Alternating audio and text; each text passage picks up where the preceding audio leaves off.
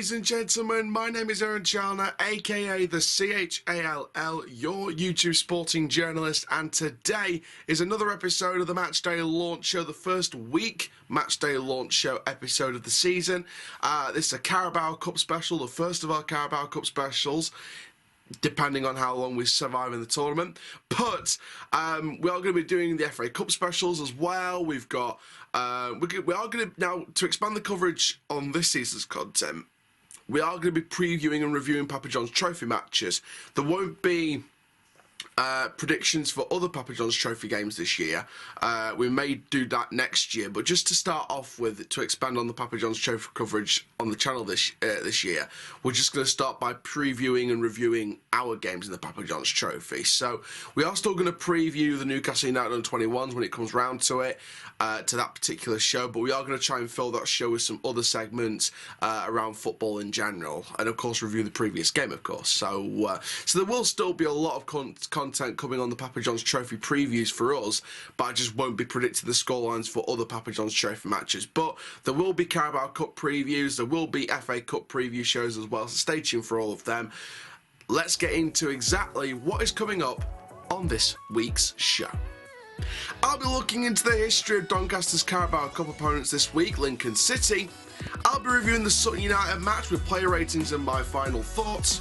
And I'll be looking ahead to the cup tie with Jake Tong from the Stacey West. This episode is as positive as a late winner from Kieran Agard. All that and much, much more to come on the show. But we're going to start off with the previous game in League 2.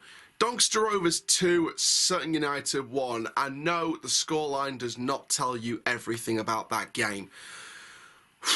I'm still trying to receive oxygen after that, 2 days after that game.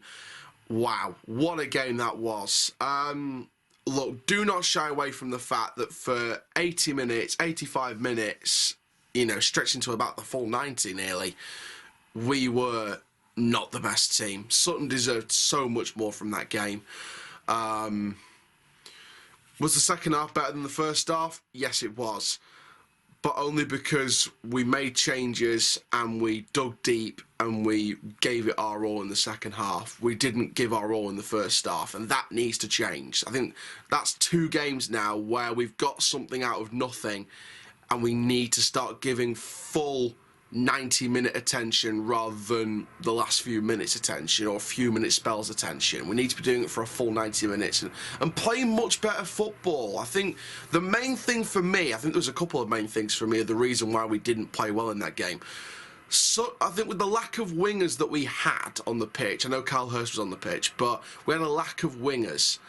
And it was our gameplay seemed to be very much sideways, sideways, sideways, go route one and try and hit Josh Andrews with an aerial dual win or something like that. It felt very, very route one. That's not the style of play we were accustomed to in pre-season. It was not. It absolutely was not. We saw glimpses of it towards the start of pre-season, but as we went on, we saw more and more of the along the ground style of football that we loved in pre-season, for most of pre-season.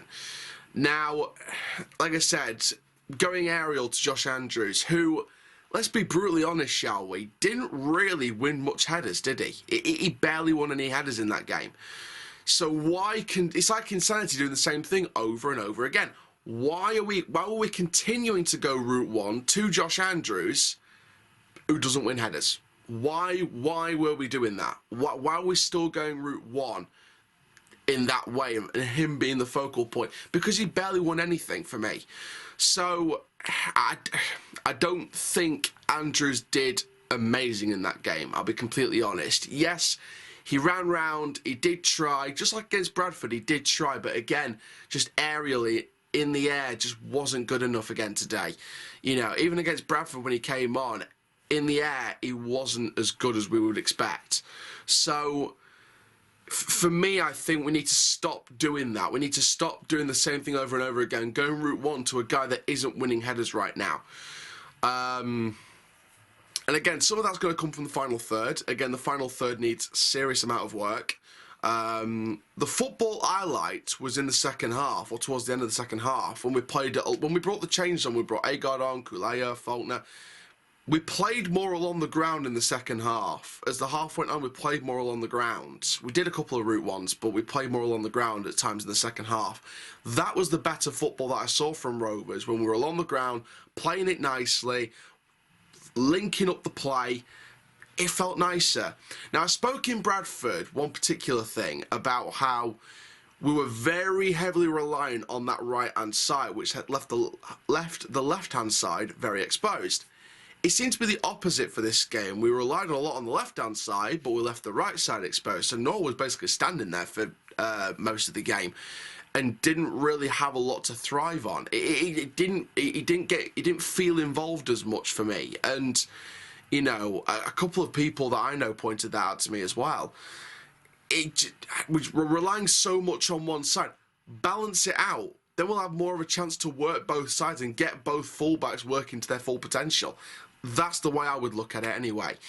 Like I said, the substitutes changed everything. I think Kalea coming on did fantastic when he came on. Really good debut for the guy.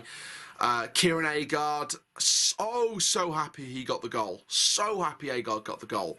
Because I know Agard got a lot of stick in the last 6 months for coming on for a bit and then getting injured and then not being seen since.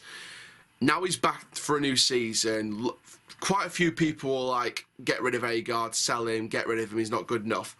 I'm so happy he got the goal. I'm so happy, because when Agard came on, and when Kalea came on, and when Faulkner came on, but specifically when Agard came on, it made the difference. We played with a lot better freedom when Agard came on. And when the substitutes came on, what we did was, we pressed Sutton back towards their own goal. We put them in a corner, just like they put us in a corner for most of that match, if not nearly all of that match. First 5-10 minutes, we were all right. Then after the Sutton goal, it completely fell apart and went all Sutton's way up until the 90th minute, pretty much. And when we brought the subs on, we got into it a lot more. We played with a lot more freedom. We backed them up. And we got the 2 goals. And by the way, the 2 goals, first of all, the Sutton goal. Now, when I first saw Mitchell try and go for it, I thought maybe he could have done a bit better. But when I look at the goal back, the defending and the marking should be doing a lot better than that. The 2 centre-backs for me are at fault for that goal. Oluwu and Williams are at fault for that goal. The marking on that goal should have been a lot better. Yes, you just took a couple of reflexes, and then you get the shot off on the 3rd attempt. I get that. But for me, I think the marking should have been a bit better. The 2 goals that we scored, now, first of all, the touch from Rowe to bring it down and send it back into the box after Clayton's long ball. Class touch from Rowe. So glad he's playing again. Ball comes in. Miller gets his head on it, who, by the way, don't discount Miller. Miller did well in that game. Now, he may not have got a goal until that 90th minute, but he still ran round, still ran down the channel, still tried hard. He was still trying to chase after everything, so he still technically did well. He finally got his goal, though, to show for it on his home debut, which is fantastic to see.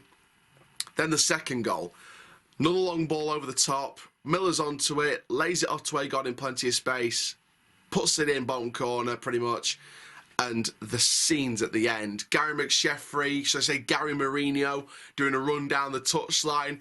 One of my mates coming on and hugging him, and the scene, Steve Eyre giving people a high five, and oh, Lord Almighty, that was amazing. The scenes in that, literally, as soon as that goal went in, I just screamed at the top of my voice, yes, yes, yes. We got some. It might not be a good performance, but again, we get 3 points. Again, think of it this way. Last year, we'd have rolled over and got battered 3-0 again this week. But I tell you something now, that team has grown some balls. They've grown grit, they've grown determination, they've grown balls. That team and the game management is the one thing that has massively improved. Even after 2 games, the game management has massively improved from last season. And I was in the sort of drumming section in the first half and then went down to the corner in the second half. People that were up there know how angry I was. I was going to say you know, I was going to say I was peed off, but I was so angry at that first half because it's like, oh, same old last season rubbish. And that was my feelings towards the 90th minute. And then you saw that new game management that we've got from Bradford, that we hang on in there and we never give up and we fight till the end. You know, Clayton's route one over the top into the box, and then the second goal, the route one over the top to Miller running all over it. I get that. That is the best place to use route one, when you've got a runner in front of, when you've got a runner ahead of you on goal, off the shoulder, onside. Play the route one, either along the ground or over the top, and let him run onto it. That's the best place to use route one. Or if you've got a scramble in the box, you've got someone who you think's going to get their head on it, who you trust to get their head on it consistently, then you play it route one from a distance and get it in the box and get someone's head on it, or you get a volley at the edge of the box. Those are the only two times for me we should be playing route one. Other than that, it should be along the ground, like we were doing at the end of that game, along the ground, passing it around, trying to find a breakthrough, use the wide front. I think, hopefully, fingers crossed, with Calais putting in a good performance, Agar putting in a good performance. And you look at the return of injuries. You know, Molyneux hopefully should be back for Stockport. Taylor hopefully should be back in the next month or two. You know, we don't know when Close is going to be back, but we hope it's in the next couple of months. Anderson's back. He had a family bereavement. My thoughts go out to Tom's family, of course. I don't know if he's back for Lincoln tomorrow, but we never know, do we? But he's not injured, and you know, he did have a family bereavement, so my thoughts go out to Tom Anderson's family and friends for the bereavement that they've suffered this weekend. You know, I really do feel for you, mate. So when you look at, so with Tom on his way back at some point this week, maybe, but with Close hopefully back in the next couple of months, Taylor hopefully back in the next month or two, Molyneux back hopefully for Stockport, barring any setbacks, Barlow hopefully back in the next couple of weeks, few weeks. If we can just hang on to these results and get as many points as possible while the injuries start coming back, and we bring in maybe one or two loanees by the end of the window, that for me is a successful start to the season, a successful first month of the season. If we can stay unbeaten for at least the first month, that'll be a great start to the season. And I said to you guys, the first 10-15 games will determine whether I think McSheffrey should stay or McSheffrey should go. 2 games down, 4 points out of 6, unbeaten. And I saw this on Twitter. I'm going to put it on screen for you now. So this that you're seeing on screen right now is a graph. I saw this on Twitter. Now, trying to find the account that this came from. Because I want to give them a massive shout out for the graph picture. Because they did their research. Fair play to them. They did their research. And it was like, I think it was some kind of like XG, like points, like goals kind of per game thing. I can't remember exactly. I might have to get the graphic up myself, but you see it on your screen right now. Yeah, so this is the points per game profit.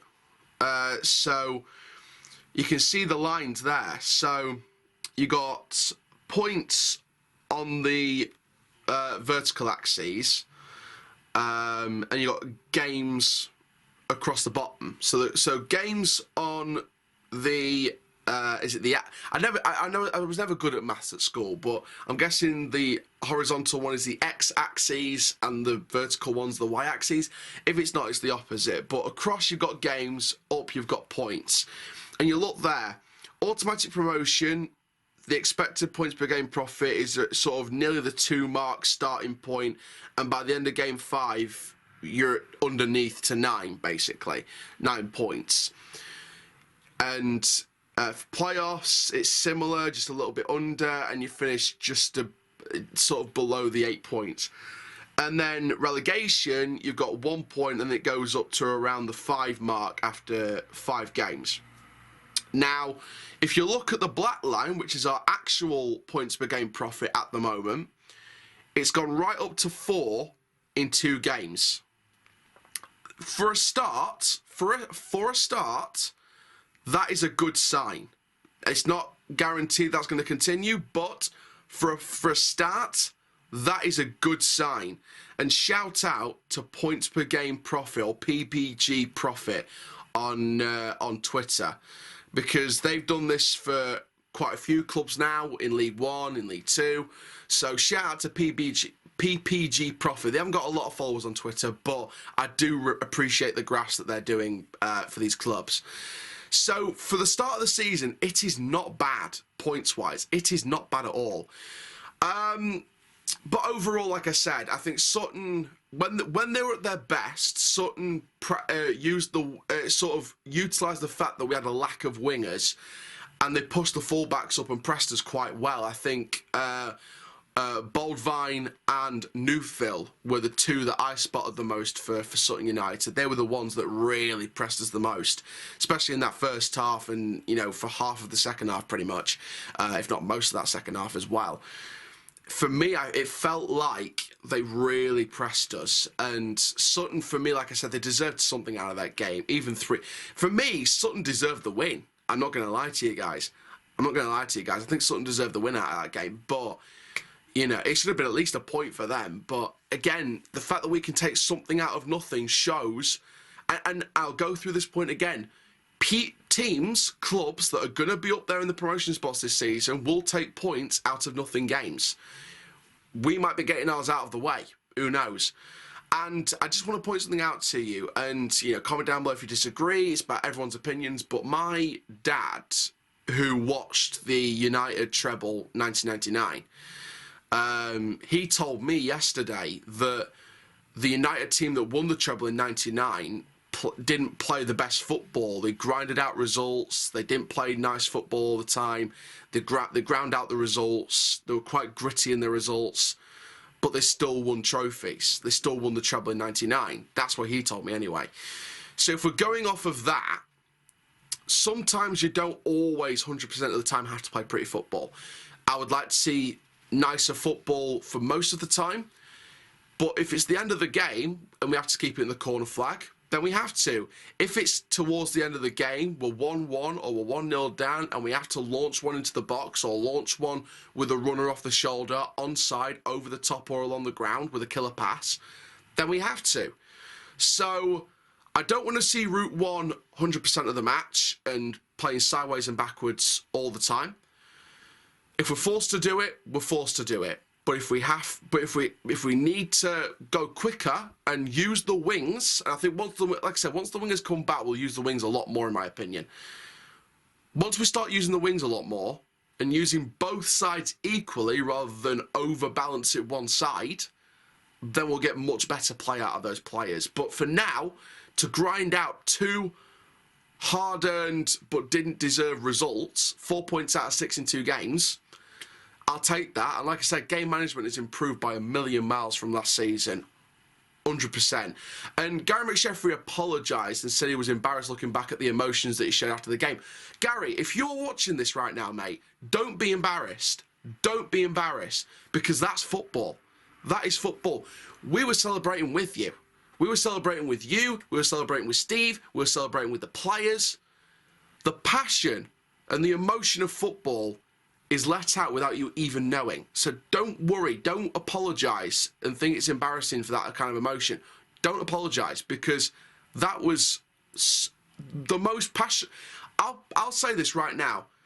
That one moment alone was the most passionate I've seen from a manager probably since Grant McCann.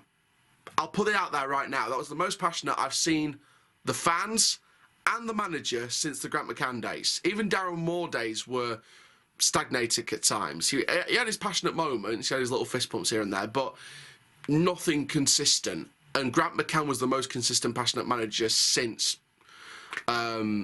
beforehand. So for me, that was the most passion I've seen in a good few years at the club. And the fans, that was the most noise I've seen out of that stadium in a good 2-3 years now. And that shows how much we've suffered and how long we've had to suffer. So, for me, I can't do nothing but rate it. So let's get into our player ratings, starting off with goalkeeper Jonathan Mitchell. I'm giving him a 7 out of 10 for that performance. I think he saved well. His kicking distribution needs to be a little bit better, but overall for me, Mitchell did very well. Next up, James Maxwell, 6 out of 10. I think, again, showed what he can do. I think for me personally, I think he'll have a lot more freedom when we start playing it out wide more. But I think for what he was served with and what he was dealt with tactics-wise, and I think what he was dealt with on the play, I think he did all right. I think he did well. So Maxwell gets in the high 6 for me. Joseph Oluwu, 6 out of 10, mid to low 6 for me. I think the first goal was part of him and part of the whole defensive setup and the marking of that goal. But I think he got better in the second half. Same with Roshan Williams, 6 out of 10, got better in the second half. First half wasn't as great.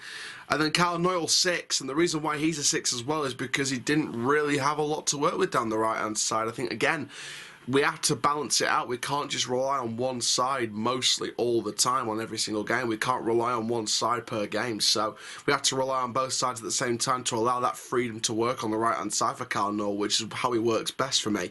So that's why Noyle gets a 6 as well. Adam Clayton, 6. I think he marshalled the midfield okay. I think the midfield battle did get overrun, mainly down Harrison's side for me. But I think Adam Clayton's 2 route 1 balls at the end of the match to set up the winning goals, for me, provided him with a decent 6 rating.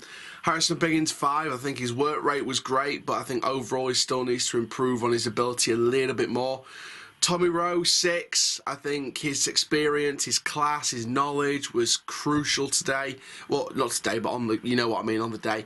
But for me, I think Tommy Rowe will just keep getting better and better with more minutes after coming back from injury last week. Carl Hurst, 7 out of 10. Arguably, I'd say he's probably the man of the match. And the reason why it's not Jonathan Mitchell is, for me, I think Carl Hurst, on and off the ball, was great. Never stopped trying. Always worked hard. And for me personally, I feel like he's definitely worth something for me. I think he's definitely worth something on the pitch. Josh Andrews, I'm going to give him a 5. I think him, for me, was just... aerially, he wasn't great. But I think with him, I don't want to rule out Josh Andrews too quickly, because you can't rule a signing out without at least 6 to 12 months action. If Josh Andrews is going to be here till January and his loan deal won't be extended past that, then we'll judge him at the end of those 6 months. But for me, I think with this game, I think if he worked with more wide play, and I think if there was proper wingers out there to put him in the box, I think he would have worked a lot better. But for me, with the way we were set up and the way we were dealing our cards on that for most of that match, I just don't think he got on the end of the aerial duels well. I don't think he worked to the best of his ability in that game. He still tried, he still ran around and tried hard, but for me, you've got to have some end products, and for me, he didn't really have that for me. So it was quite a hard afternoon for Josh. George Miller, I think he gets a decent high 6 rating, almost a 7. I think he was arguably up there as one of the better players as well. Ran down the channels very well. Worked very hard, chased after most things, and got that goal and added time to equalise before the winning goal. So for me, with George, I think him, again, just seriously working very, very well. So a high 6 for me.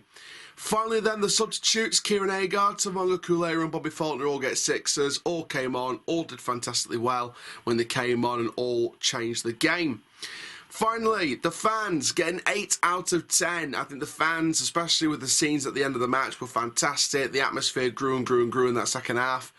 And finally, Gary McSheffrey, the manager, 8 out of 10. Tactics weren't great in the first half, but we were dealt a hard deal. They changed the substitutions, they made the substitutions, changed the game. He made the right tactical changes, and we won the game in the end out of a nothing performance again. So for me, Gary McSheffrey put in a great change in tactics, and for me deserves that 8 out of 10 rating. So let's now look into the history of Lincoln City, our opponents this week in the Carabao Cup. Football in the city of Lincoln has been prominent since the 1860s, although not strictly connected to the modern day club. After the disbanding of Lincoln Rovers, formerly known as Lincoln Recreation, in 1884, Lincoln City Football Club was formed as an amateur football association, and the first game Lincoln played was an emphatic 9-1 victory over local rival Sleaford on the 4th of October 1884. Originally, they played at the John O'Gaunt's ground, provided by wealthy local brewer Robert Dauber. Lincoln turned professional in the 1891-92 season and soon helped to form what was then the second division in 1892-93, as an increasing number of clubs wished to join the Football League. Their first game in the Football League was a 4-2 away defeat to Sheffield United on the 3rd of September 1892. Their first home game was also against Sheffield United. This time, however, Lincoln won 1-0. Due to the death of Dauber in 1895, Lincoln moved from the John O'Gaunt's ground to Sintle Bank. They failed re-election to the Football League in 1908. They won immediate re-election after winning the next year's Midland League and would repeat this feat after failing re-election again in 1911 and 1920. Founding members of the Football League 3rd Division North in 1921, they won promotion as champions in 31-32, but were relegated 2 seasons later. Crowned 3rd Division North champions again in 47-48, they were relegated the next year, but would remain in the second tier for 9 seasons after again winning the 3rd Division North title in 1951 to 1952. In the 1997-98 season, after regaining their Football League place automatically via the promotion as champions of the conference, Lincoln were promoted from the 3rd Division, previously the 4th Division, but were immediately relegated back on the next season. A year after putting the club up for sale, Chairman John Reams at the time reveals a substantial investment is needed or the club may be forced to call the administrators. The club and Lincoln City Council finalised a £175,000 deal which sees the freehold interest in the Sintle Bank ground go back to the football club in a move that will enable the Imps to avoid going into administration. On the field, and a season of mediocrity sees Reams hand over the managerial reins to Phil Stant. Rob Bradley, chairman of the Lincoln City Membership Scheme, formerly known as Impetus, is elected to the club's board of directors as the supporters' representative. With the club once again struggling at the wrong end of the table, attentions turn to off-field matters, as in November 2000, John Reams, chairman for 15 years, resigns, leaving his entire shareholding of 815,821 50p shares in trust for the benefit of future investors and the football club. The supporter/director at the time, Rob Bradley, is named as acting chairman. On the field, and long-serving defender Grant Brown became the club's all-time record appearance holder by making his 425th appearance at the time. After the collapse of ITV Digital, the board of directors announced, amid a blaze of publicity at the beginning of the season and the subsequent loss of approximately £150,000 worth of TV revenue, they said the existence of Lincoln City Football Club is very much in jeopardy. This is brought to the fore in April 2002, when the board of directors announced that following advice from outside accountants and solicitors, they'll be submitting a petition to the High Court for the club to go into administration. Chairman Rob Bradley spells out the gravity of the situation by saying the final home league game of that season against Rochdale could be the last game in the club's history. Supporters dug deep and raised over £12,000 on the day of Rochdale's match as a Save the Imps campaign got underway. There was a squad overhaul going into the first season out of the Football League for the Imps, but the start to the season did go as many would have hoped, and as manager Steve Tilson departed the club in October, he was replaced on a temporary basis by Grant Brown, who then in turn was replaced by David Holsworth, the former Ilkeston and Mansfield manager, who kept City afloat after a difficult first season in the Conference Premier. In 2016, it was a very busy summer of transfers at Sintle Bank, with Nathan Arnold, Sam Hagman, Alex Woodgate and Sean Raggett, among others, all coming into the club before a ball had been kicked. Arsenal defeated the Imps in that season in the quarter-final of the Emirates FA Cup, with City putting up a valiant effort against the Gunners. They also missed out on the semi-final of the FA Trophy, but keeping the pair of defeat close was only to sharpen their focus of promotion in the National League, which is what they got after a win against Mansfield Town through a Terry Hawkridge brace. The Imps were back into the Football League with 2 games to spare under former Braintree boss Danny Cowley and his brother as the assistant. Matt Green scored the first goal of the following season at Wycombe Wanderers to begin another memorable campaign for all involved. Now, at Sintle Bank and away from home in that particular season, Lincoln City were on the verge of promotion to League One and back-to-back promotions. They were beaten in the League Two playoff semi-finals against Exeter City over 2 legs in the 18-19 season. Now, in the 17-18 season, but in the 18-19 season, the Imps secured the League Two title in their penultimate home game against Tranmere Rovers. Now, the final score ended in a goalless draw. However, the City of Lincoln was in fine spirits as the Imps clinched their third trophy in as many seasons.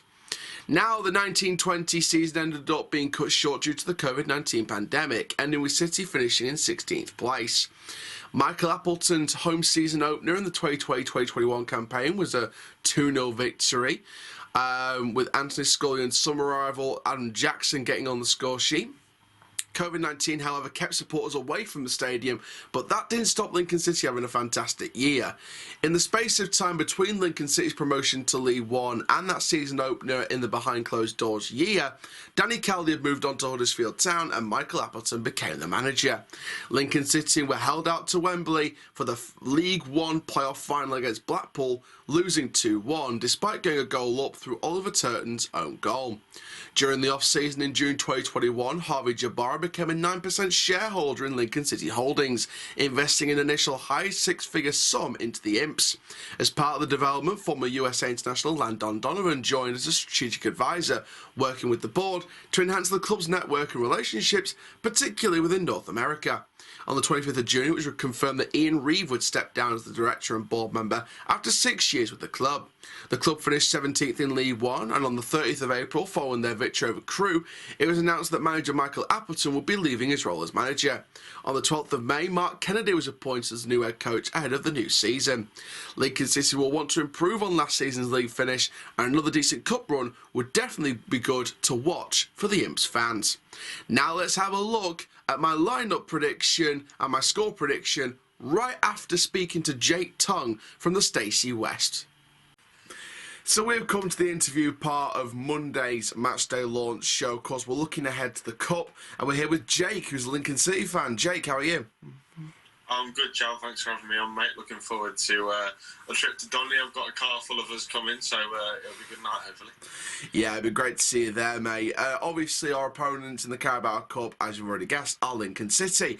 So, obviously, you guys had your first match day just the past weekend. How did that go for you guys?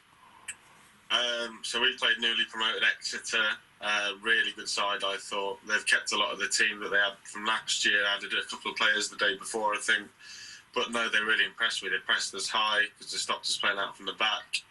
And then took advantage and scored 15 minutes on. Really good goal from Sam Nombe.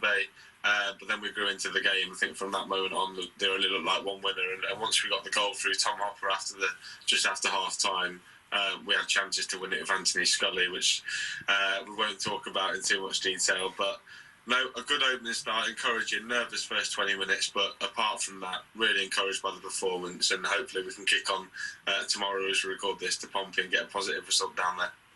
Yeah, absolutely. Obviously, you've got a new manager this season. Is he impressing you so far? Do you feel like Lincoln have got some belief again they're going to rise up the pyramid like they did under the Cowley brothers a few years back? You know what, Charles, I hate to plug it, but we did a live podcast with Mark Kennedy a couple of weeks ago on the Stacey West, which was really interesting, actually. We got to speak at length to Mark Kennedy. We spoke to Director of Football Jez George at length as well. Really impressed with the way he spoke and the vision that he's got for the football club going forward. He took a lot of time out of the first team game. Obviously, he had an experience with Macclesfield, didn't go too well. Stepped away from the first team sort of game, went into Man City Academy, went to Wolves Academy, just so that he could get ready for a job coming up like Lincoln at this level.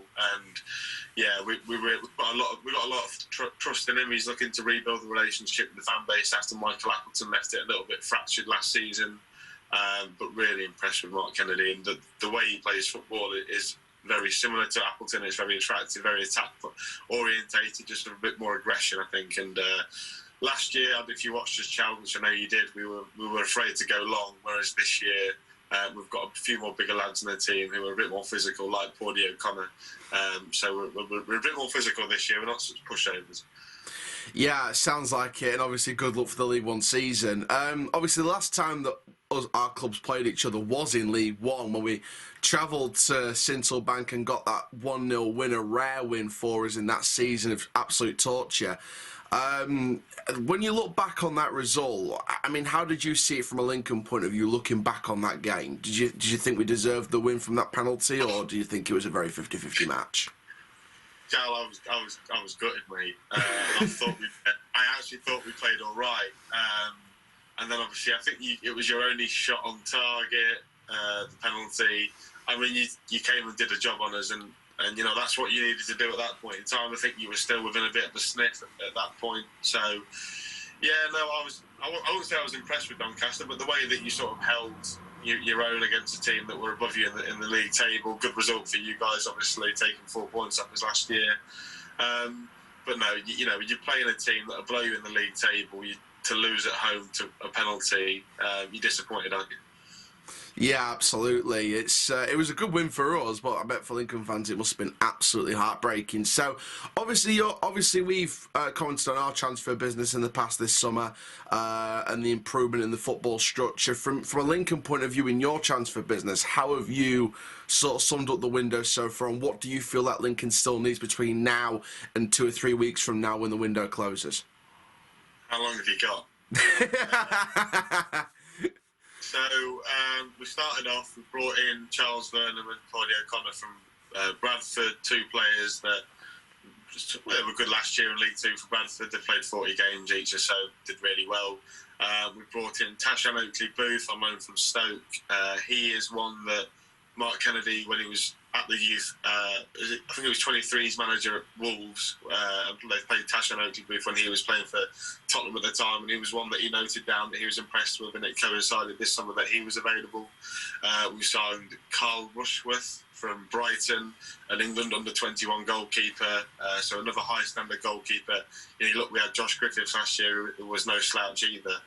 But in terms of what we need going forward, we've signed this lad Danny Mandrew from Shamrock Rovers, who is meant to be very impressive, turning down Champions League football for some reason to come and play for Lincoln. I've got no idea what he's thinking. But we need to improve in the attacking areas. We're very light up front. Tom Hopper's our only sort of senior striker with a lot of experience. Without that, you're looking at Charlie Kendall, who's coming from Eastbourne, and Ben House, who was playing National League last season as well. And in the wide areas, we've lost the likes of Morgan Whittaker, Lewis Fiorini, key low-knee players for us last year. So I imagine Mark Kennedy will be going offensively in the transfer window. We also need a Liam Bridcup replacement because we've not quite replaced him. He was a massive part of the football club over the last sort of, especially that year we got to the playoff final. So a Bridcup replacement and a couple of attackers, and I think we might be all right.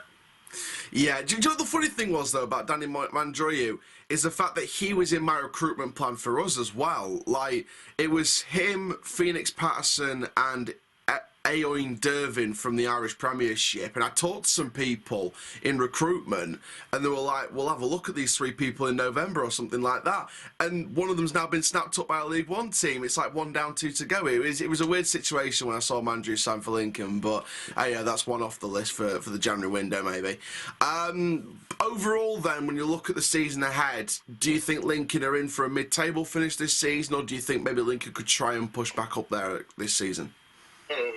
Difficult, because League One has probably got better than what it was last year. Yeah. You look, there's a lot more money being thrown around. You've looked at, you know, your neighbours Wednesday, they're throwing money around like there's no business. Ipswich are doing something similar. So, no, I've predicted us to come 17th again this season. It's going to be another struggle. We're in a bit of a transition period with a new manager, a lot of new players coming in. So it's going to be difficult for us to progress as a football club. But it's signings like the likes of Mandrew on the cheap from Ireland is how, you know, smart recruitment is how you can get yourself up to that level. You know, look at MK Dons, they're probably not the most financially well-backed team in the league, but they're up there, aren't they? So, yeah, I think we're going to struggle again. I think it will be perhaps 12 points away from the relegation battle and perhaps 20, 25 points in the playoffs. But a season in League One, Charles, for Lincoln, it is absolutely no shame whatsoever. We're in non-league 6, 7, 8 years ago. So yeah, all good.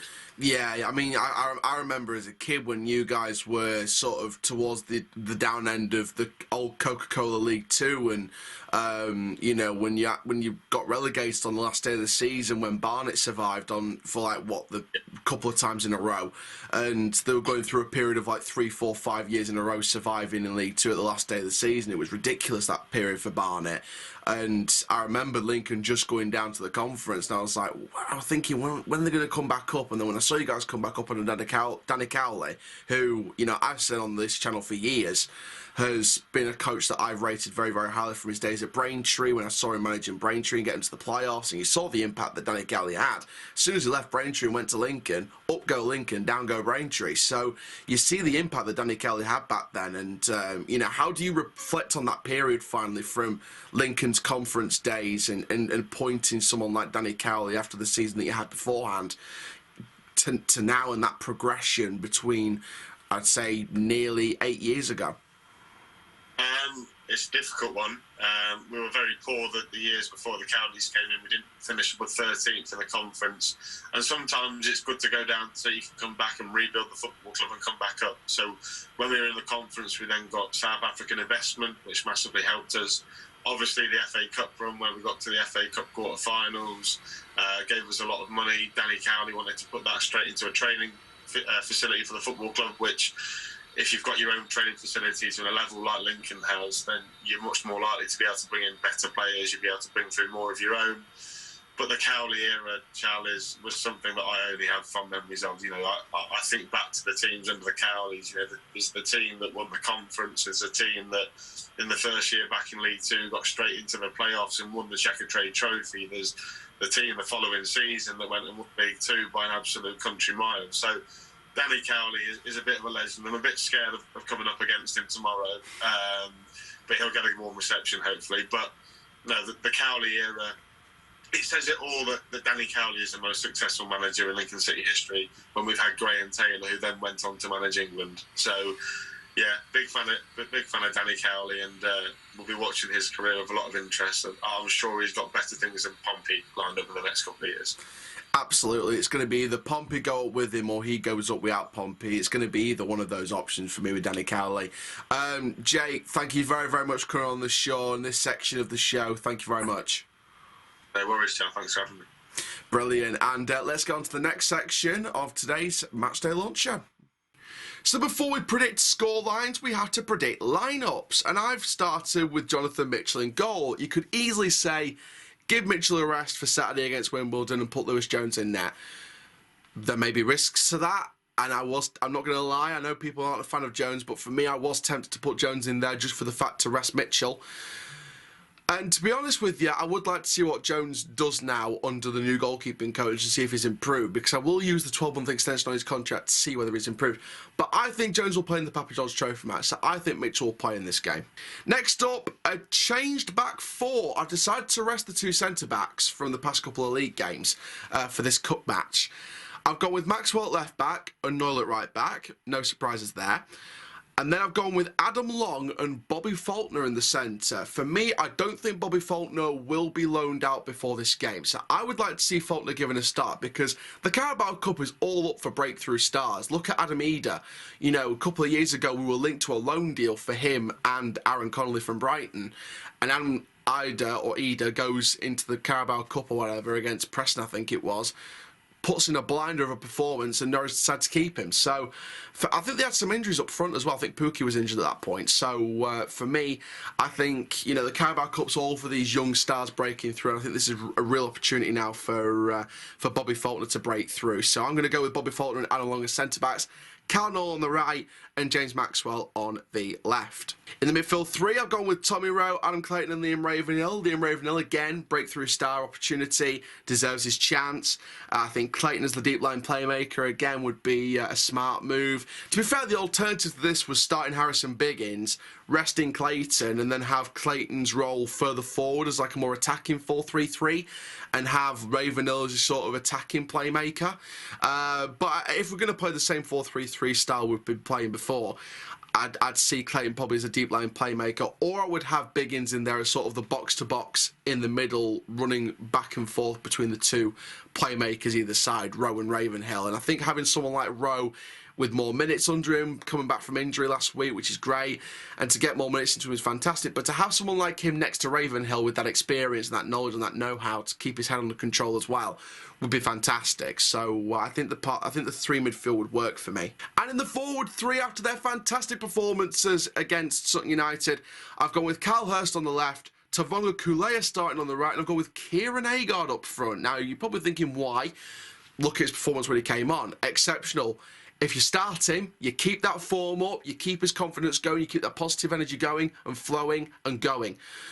Give Miller a rest, ready for Wimbledon on Saturday, and have Agard continue that impressive stuff that he did when he came on against Sutton. And again with Kulea, again, keep his momentum going. Same with Faulkner, keep his momentum going. So for me, I think that's the way we need to be going about it. But now to end this week's Matchday Launch Show, let's predict the match itself. So there we go. That is the lineup prediction. Now the score prediction to end another Matchday Launch Show. As Jake said today, you know, it's going to be a battle. It's going to be a battle. They've got injuries in the attack. They've got a solid defence. It's going to be a battle. And the past two games have been battles. With Kulea on the pitch, with Hurst on the pitch, with Agard up front, continuing their momentum, when you've got Ravenhill in that midfield, when you've got Bobby Faulkner's potential at the back to work with Adam Long, who gets a decent run out for me, or I think he should get a decent run out for me, I believe with that team, we'll be prepared for a battle. Faulkner's a no-nonsense centre-back. Ravenhill doesn't take no BS in the midfield. He's a strong tackler. He will launch one. Kulea is technically gifted as a young winger. Carl Hurst is fantastic. Agard did well when he came on. Noel and Maxwell will be allowed to play with a bit more freedom going forward when you utilise the wide play a lot more. Mitchell will continue making save after save. Rowe will get more minutes and show his experience and class in that competition. Clayton will get more minutes, show his experience and what more he can do apart from just route one balls and marshalling the midfield well. So for me, I think this is a well-rounded team. It's the perfect team for me to put out. It gives the chance to rest some of the players that will start against AFC Wimbledon on Saturday. And like Jake said, it will be a battle, but I think we've been prepared for battle for the past two games. So just play better football, utilise the wide play a lot more, and we'll be fine. So on that basis, I'm going to go with a 2-0 win over Lincoln City. I think Lincoln City's injuries up top will give them a lack of creativity in the final third compared to usual. It'd be interesting, I mean, Lincoln fans, correct me if I'm wrong, but it'd be interesting to see if Danny Mandroyu plays against us in the game. Now, I don't know if he's injured or what, but tell us if he's available to play tomorrow, because obviously, if you've seen my recruitment plan video, he was one of the players that I had on my list. I think I'm going to pay, in terms of Lincoln players, I'm going to pay special close attention to him because he was someone that I wanted in the summer on my plan. Him, Phoenix Patterson, and A.O. Dervin. By the way, two of those players are still available in the market for January.